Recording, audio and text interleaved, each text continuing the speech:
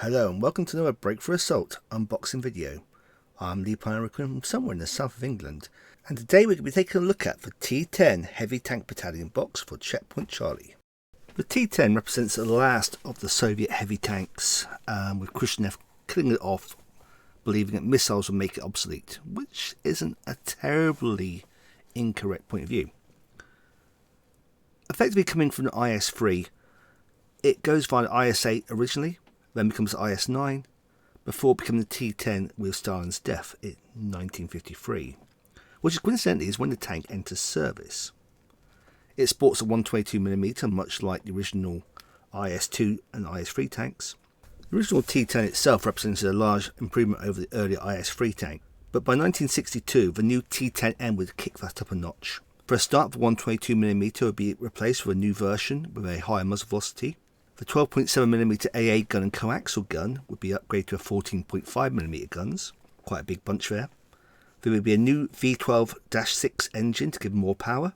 It will receive a new mantlet armour to increase armor protection in the front arc. Night fighting capabilities were incorporated, such as a searchlight. The two-plane stabiliser introduced with the T10B would be replaced by a new, even more responsive version. And finally, by 1967, it received sabot rounds. This was quite a formidable beast, and it's poorly understood in the West, mainly because it stayed secret for quite a while. The actual manual for it was not declassified until the late 70s, by which time it's largely already starting to go to the actual sort of second line units. The heavy tank itself in Soviet doctrine is basically used for independent units to bolster the assault, supporting motor divisions and the like. Tank divisions themselves generally have the newer MBTs, certainly by 1960s standards would be the T62 and later the T64. So T10 basically acts like a breakthrough tank, much like the IS-2 does in, say, Flames of War, but this is sporting a much heavier gun as a much more effective anti-tank weapon. Looking at the tank in the actual game though, the T10 sports very impressive armour stats. For armour 16, armour 12, top armour 2. The only tank that's really going to compete against it for front armour in the Soviet infantry is the T64, with its armour 17. However, the T10 beats it out for sidearm protection with that side armour 12. It can stop an M72 Law without any need for bazooka skirts or BDD armour. It's just doing for sheer amount of steel. Despite all that though, it's not actually any less mobile than a T64. It's got a tactical 10, a terrain dash of 14, cross country dash of 20. That's all fairly compelling stats, especially the cross 3 plus. Looking at offensive capability, the main gun, Anti-Tank 19, is only a shade behind the new 125mm the T64 and T72 sport, but will deal with any NATO tanks short of the Conqueror and the Chieftain. Even the Chieftain still has to roll a save, especially at short range. But against the majority of tanks like the Centurion and the M48, even the M60, T10 is a very compelling anti-tank sniper. That new two-plane stabiliser also means it's one of the few tanks in the Soviet infantry that does not have slow firing. Again, only the T64 and T72 are really matching that in terms of ability of firepower. Sure, you only rate of fire 1 halted, but that just means you keep moving. You're no worse than the Chieftain at that point. The interesting also of interest for here is the actual 14.5mm machine guns. There's not many occasions you want to go that firepower 5. I think you still want to fire one shot and kill something definitely. But if you're facing a lot of dug infantry, like in a field or something, 4 shots on static, but a dig amount of fires, it's handy. It's certainly not to be sniffed at. The tank's relatively point sufficient. 5 of them is a 100 point 1-drop reserve. It compares well against most of its peers in that regard. It's more points effective than the T64, certainly more points effective than the T72. So I think it's certainly a case for it being a reserve choice to support a BTR infantry. The actual formation itself is a pretty standard layout. It's the same sort of layout as the T62s and T64s. 2 platoons of tanks, company of infantry, I've got to use the right terminology here, which can be BMPs or BTRs. You've got recce of BRDMs or BMP1s. Anti-aircraft provided by either a SAM system or an AA box, of Shilkers and ZSU-57s, one or the other. And you've got information carnations. It's a versatile formation that probably doesn't need to look too much outside the box for support. An observer's always handy, and maybe some aircraft. I think you can make a fairly compelling formation out of this, and we'll look at that in the other side of the box review. Battalion were kind enough to send me a copy of the new box. So let's take a look inside of it. Let's open this up. I have a sharp knife. Cut the plastic. As you can see, this is one of the girthier army boxes.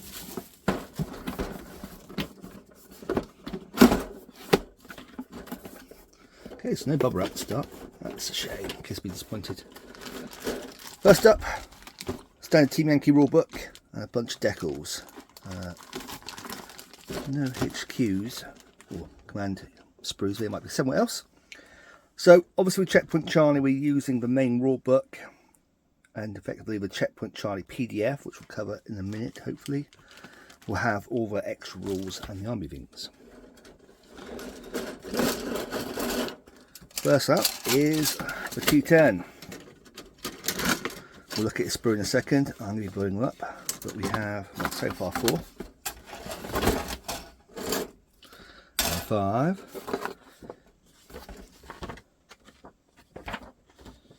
and then we have the sheet here which has all the PDF download instructions on, also the army list written out, so you can see how many points we got here. 87 points to play with, so it gives us 13 points to expand the force out later. More T10s, more T10s, yet more T10s. We have some BIMPs, BMPs. The first sprue is a 2-part sprue, the other one has a track on. Running out of space already. It's a packed box. BTRs. Now I have had BTRs before, so we might have built one of these later, because this will be the first time I built one. The rest of the BMP sprues. Again, don't forget, you have got the bits here for BMP 1s and BMP 2s. Now, obviously BIMP 1s are the ones we need for this period, but we have the BRDMs. Obviously again, building the Gaskin, building the BRDM Recce. We have a sprue of infantry. Sadly, no heavy weapon sprue. I think there would be one, but I was holding out hope. We have the command figures. We have the bases. And most importantly for my kids, we have a quite substantial roll of bubble wrap to fill us out here. So that'll keep them going for a while. So we've opened the box. I've taken the bits off on the sprues to make one T10M.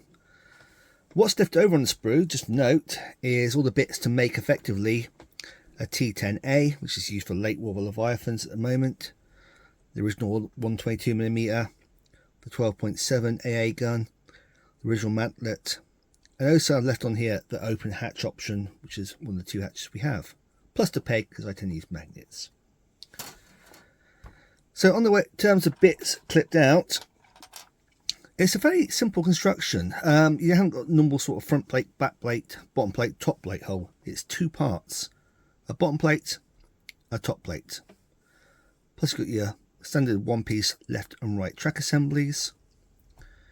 We also have the auxiliary tanks.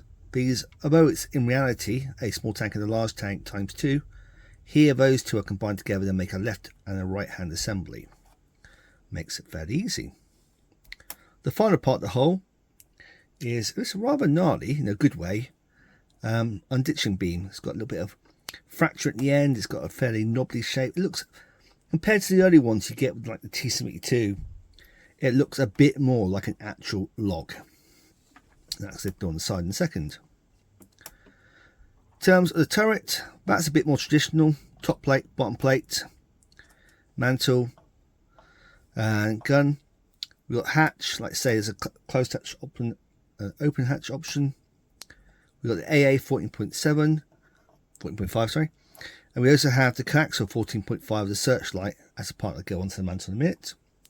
And the final part is the actual stowage bin that gets introduced with the T10M. Right, so assembly, what I found assembling the first one, which you can just see in view over the corner, is it's best to do the tracks first. Sorry, quick. So,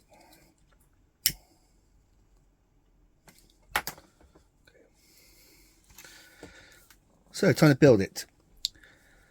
What I found when building the first one, you can just see here, is it's better to glue the tracks onto the lower hole first, because if you try and do the upper hole first, you just tend to end up getting in the way of each other when you're trying to get the tracks on. The actual tracks have 2 indents on one side, 3 indents on the other side, so again, you can't really get this wrong at this stage. It's going to go on there, and it's going to go on there. And what we'll do is we'll just put this to one side for a second, let it dry a little bit, and build the turret. So on the turret we have these little indents here. We'll put some glue on, and that's going to be where we put on the bottom plate.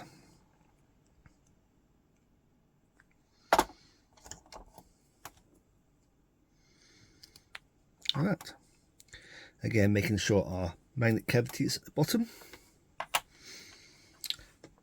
Put there, and then whilst that's drying, you can take the mantle and just put on the coax gun. So we have a little locating tab here. Put a little bit of glue on, and then this is just going to go on. Let's get the tweezers. It's not as pretty as I'm trying to make it look. I'm trying to show it for the camera.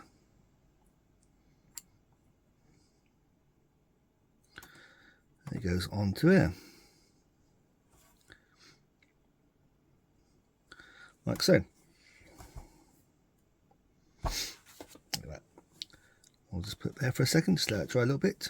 What we'll do now is put the storage bin on the back of the turret. So on the turret bin itself, we have this little tab here. That's going to locate on the back of these grab rungs. So we'll put something like that. So we're going to put a little bit of glue on here. That's a little dab in each corner.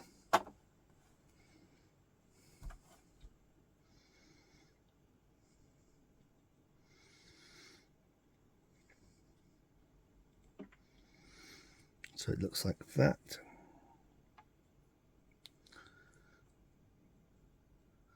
Let's say it doesn't locate only one thing, but if you'll feel it's in the right place, it's going to sit a little bit proud, which is intentional. When we go back round, put some glue there, and add the mantle, mantle it, and then finally, not finally, you can see what the hatch do, glue the 122mm in, like that. And then at that point we can make our choice of hatch. Let's say I have now made one open, one closed. I'm going to make another closed one to make my first company, as I'll explain a bit later when we get to discussing the formation. Again, put a little bit on there. On this one, A gun goes to the front.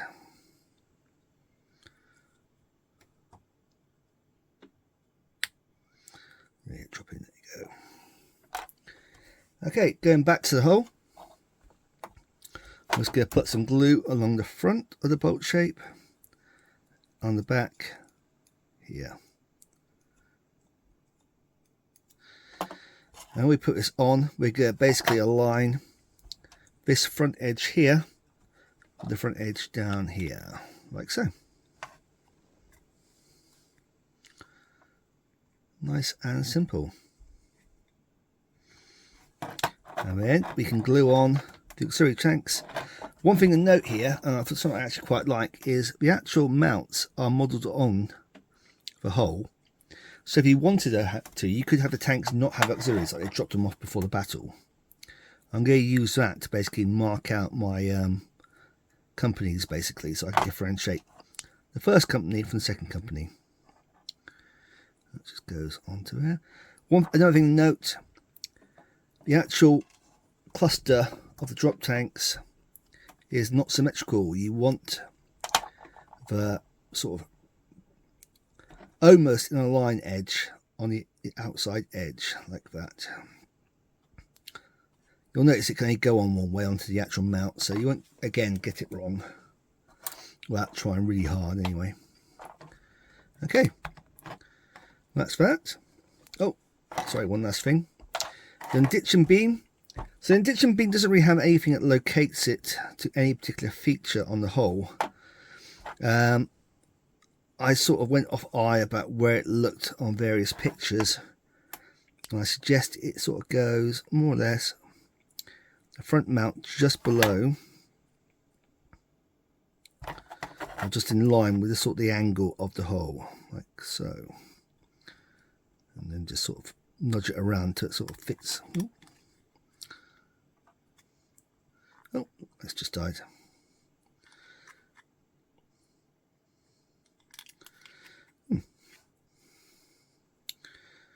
Lights just died, and I can't apparently glue things. Like so.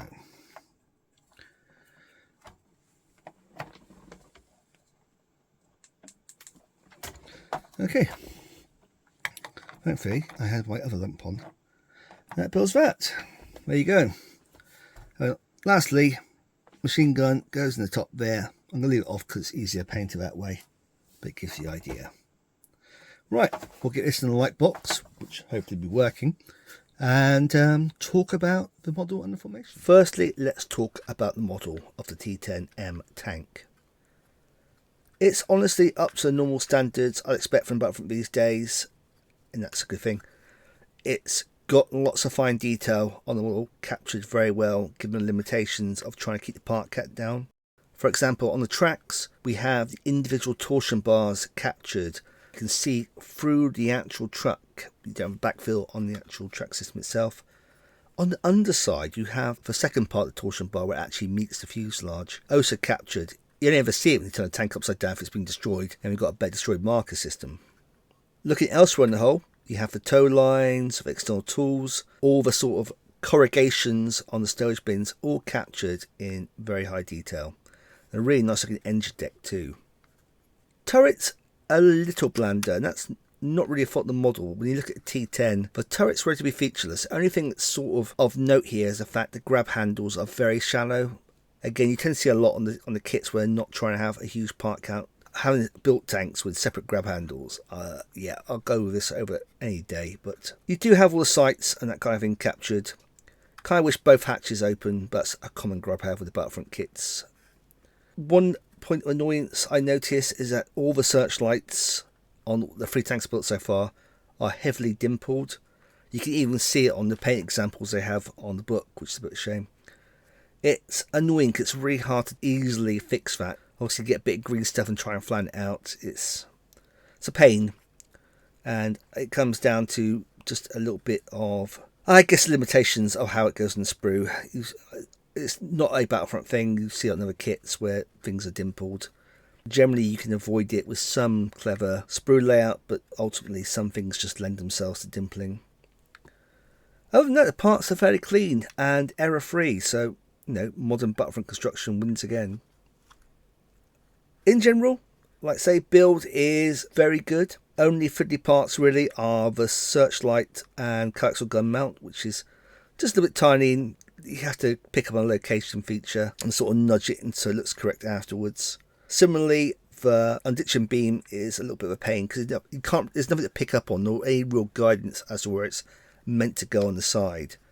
I sort of work backwards and looking at photos and try to do it by eye, but again, it's just a little bit of a painful part. I'm really picking hairs because it's otherwise a really nice kit to build.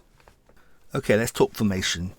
So you have 9 tanks, 4 BMPs, 2 gas skins, and what amounts to a small motor rifle company with 4 BTRs, 4 AK stands, and 3 RPG-7s. That ticks a lot of boxes to my mind. You've got some recce, you've got some infantry, you've got some anti-aircraft, and you've got your 3 sort of core HQ and 2 combat units without having to go to any 2 tank units, which is obviously a bugbear of mine, as we all well know. Battlefront say that comes to 87 points. I would suggest that rather than having 2 4 tank companies, you have a 3 tank and a 5 tank, because a 5 tank company It's basically spot on for your reserves in 100 points for a 1-drop reserve. The gaskin is obviously fine if you're doing Checkpoint Charlie's the whole period. It doesn't come until the 70s. There's no, without having a plastic ZSU 57, it's kind of a limitation what we got here. I would be inclined to build those gaskins as BRDMs and use them for my recce. I would then put the BMPs to one side, put in some ZSU 57s for anti-aircraft support. I'd also back this up with some Hales and OP, and then if we've got any points left after that, we can maybe look to add in some more recce BRDMs just to round out from a 2-tank unit. A 2-tank BRDM unit is a very cheap disposable spearhead unit, and then it can go harass artillery afterwards with its little machine gun. Another thing you might want to consider is using the BMPs for infantry carriage. 4 BMPs will also make for a small BMP motor rifle company rather than the BTR-60. But obviously at that point you are wasting the BTR-60s. All in all, and as we discussed on Time of Day, and I'll put a link to this below, it's a very solid starter. Not a buy 2, really, unless you're playing very big games.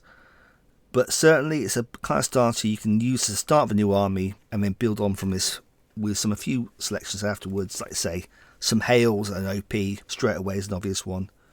That gives you use of one of the BMPs if you are going to ditch it. I'd also like to say backup CSU 57s, good firepower, good rate of fire. In period, if you're doing the 1966 limitation that me and Duncan are kind of talking about. But otherwise, like I say, gaskins are a perfectly good, cheap anti-aircraft system.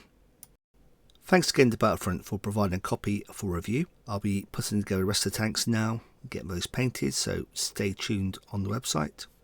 We'll also be looking at some more unboxings. I have some Conquerors I bought recently. I also bought some of the Rapiers and Wombats, so I'm going to get those out and we'll take a look at those for some more unboxing videos. As always, if you enjoy this, please like it and subscribe us for more content. As you can see right now, Mike and I are putting out lots of time with the episodes. We go through the Checkpoint Charlie content and, as I mentioned, some more unboxing videos. Take care and we'll see you again soon. Bye.